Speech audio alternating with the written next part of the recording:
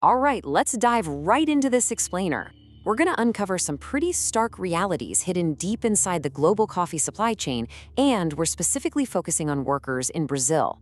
We're looking at a really eye-opening recent investigation conducted by the Business and Human Rights Center through their Know the Chain initiative, which they did in partnership with Edere MG.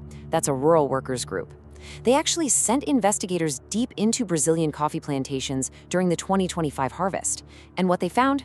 Well, it reveals a massive, frankly disturbing gap between the shiny corporate commitments of major beverage brands and the harsh realities on the ground.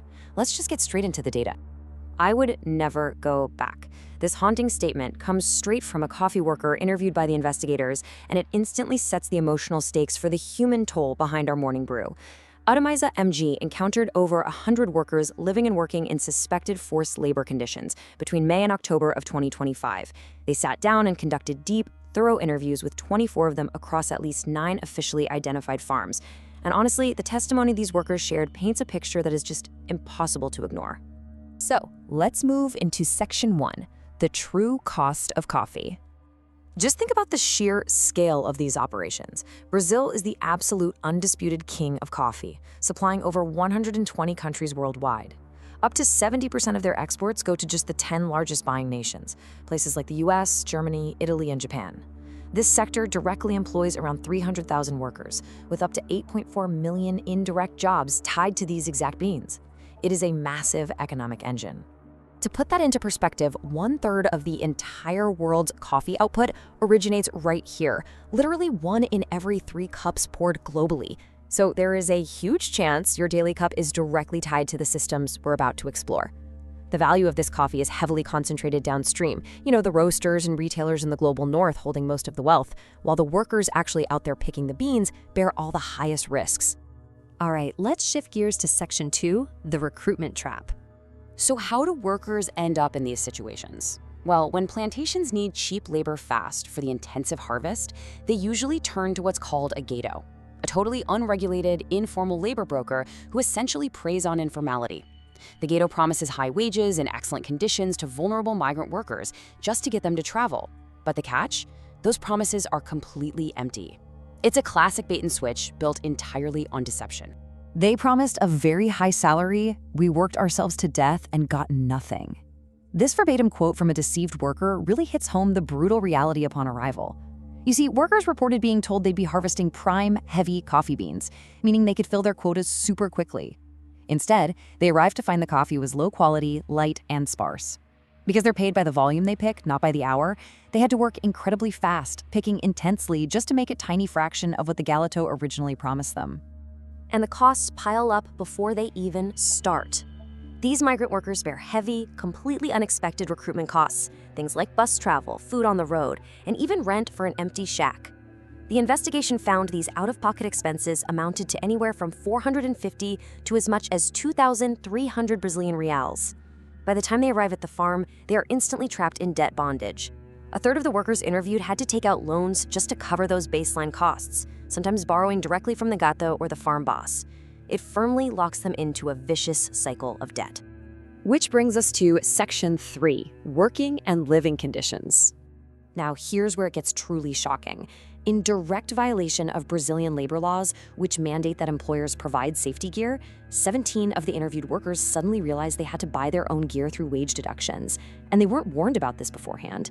Imagine showing up to do heavy, manual labor and being told the cost of your gloves, your safety goggles, and even your harvesting machinery is being taken out of your already tiny paycheck.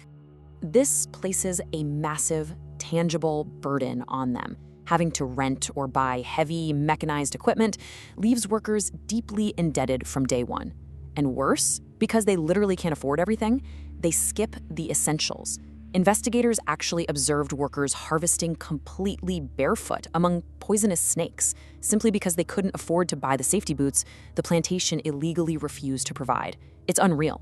So what about the pay?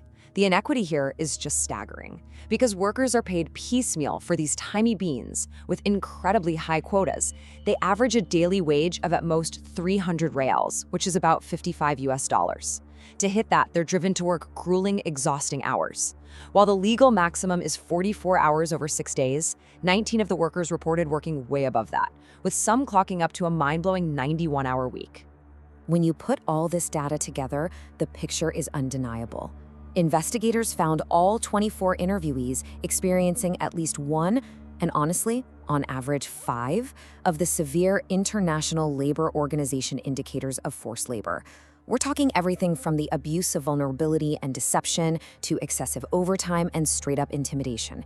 It's a comprehensive breakdown of basic human labor rights. And when those 91-hour work weeks finally hit pause, the reality of their living conditions isn't any better. The report documents up to 28 people crammed into pest-infested rooms. 9 workers reported that their colleagues were forced to sleep right on the floor. Some accommodations didn't even have electricity or gas, and dozens of workers would have to share just a single bathroom. Listen to this. By the time we got home from work, it was already dark. We had to eat quickly and get back to work to earn some money. That exhausting reality is compounded by 0 paid days off, absolutely no sick pay, and a pervasive climate of fear. If they complained, they were simply told to pack up and leave. The researchers themselves were even threatened with guns by farm owners when they tried to inspect the properties. It's a highly controlled environment maintained by the constant threat of violent retaliation or immediate job loss. Okay, let's zoom back out for Section 4, the transparency gap. So how do major multinational coffee brands let this happen? Well, it comes down to a massive corporate blind spot. According to the 2026 Know the Chain benchmark, almost 90% of major food and beverage companies fail to disclose any identifying information on even their first-tier suppliers. They rely heavily on voluntary reporting schemes that clearly fail to detect these abuses. Unscrupulous employers easily dodge these weak checks, keeping this abuse totally hidden from both the public and regulators. And this lack of transparency trickles all the way down to the fields. Because of the informal, undocumented hiring by the gato-osatus, these hidden workers don't even know who they work for. Think about this. 16 workers couldn't confidently name the plantation they were currently harvesting on. Only 3 knew which global buyer cooperatives were purchasing the beans. If the workers themselves don't know who's profiting from their suffering, they have absolutely no avenue to report abuse or seek a remedy. The data from this entire investigation is crystal clear. So as you finish your next cup of coffee, I really want you to ask yourself, if global corporations deliberately turn a blind eye to the origins of their supply chains, keeping everything hidden behind informal brokers and unnamed farms, who is truly holding them accountable for the human lives ground up in the process? Thanks for walking through this explainer with me.